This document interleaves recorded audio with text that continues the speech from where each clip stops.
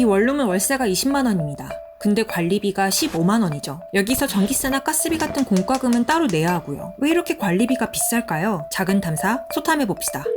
저희가 직접 매물을 조사해봤습니다. 사장님 근데 여기 왜 이렇게 관리비가 비싸요? 이게 저희가 메인 오면은 월세를 좀 적게 띄우려고 그래서 관리비를 조금 더 넣는 거거든요. 메인 오면은 좀 적게 띄워야 손님들이 좀 보다 보니까. 근데 혹시 여기 관리비가 18만 원이 맞나요? 이게 월세랑 관리비가 따로 적혀있긴 한데 그냥 같이 내는 거거든요. 한 달 월세라고 생각하시면 돼요. 그러니까 손님들을 모으려고 꼼수를 쓴 겁니다. 예를 들어서 집주인이 월세 35만 원에 관리비 5만 원짜리 방을 부동산에 내놓으면 중개업자는 월세 25만 원으로 중개 사이트에 올리는 거예요. 그리고 관리비를 15만 원으로 하는 거죠. 그럼 고객들은 이 저렴한 월세를 보고 부동산에 연락을 해보겠죠. 이런 식으로 이목을 끌려고 월세를 낮추는 대신 관리비를 높게 써놨던 겁니다. 근데 현장을 다녀보니까 이런 경우도 있었습니다.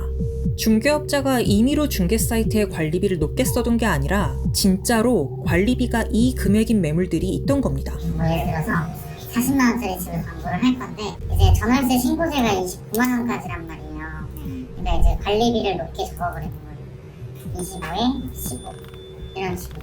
어쨌든 손님은 나갈 때 내는 돈은 40만 원이니까. 여기서 말하는 전월세 신고제란 보증금 6천만 원 또는 월세 30만 원이 넘는 전월세 계약을 하면 이 계약 사실을 나라에 신고해야 하는 제도입니다. 지난 6월부터 시행되고 있죠. 그래서 최근에 이 신고를 피하려고 일부러 월세를 30만 원 이하로 낮춘 매물들이 나오기 시작한 겁니다. 대신 그만큼 관리비는 올라가는 거죠. 내년에 계도 기간이 끝나면 이런 매물들이 더 많아질지도 모릅니다. 근데 저희가 가봤던 여러 부동산에선 세입자한테 피해는 없을 거라고 했습니다. 월세를 28로 놓고 관리비를 14만 원으로 예를 들어서 했어요. 그러면 이제 28만 원에 대한 그 세금만 내는 거예요. 관리비는 그래서 세금이 안 나와요. 아 그럼 저한테는 별로 상관없는 건가요? 그쵸. 월세랑 관리비랑 금액이 낮으면 되는 거니까.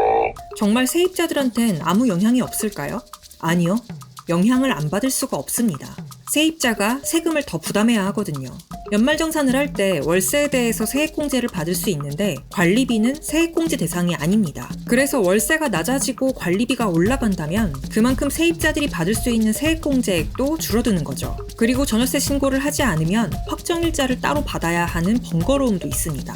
그럼 세입자들은 어떻게 해야 할까요? 사실 세대수가 적은 소규모 건물에 살고 있는 분들은 당장 뚜렷한 방법이 없습니다. 법이 그렇거든요. 일정 규모 이상의 공동주택은 관리비 규제를 받습니다. 하지만 소규모 주택들은 거기에 해당하지 않죠. 앞에서 저희가 봤던 문제의 매물들 전부 다 세대수가 적은 소규모 주택들이었습니다. 그래서 저희가 방을 알아보면서 자주 들었던 말이 이런 거였어요.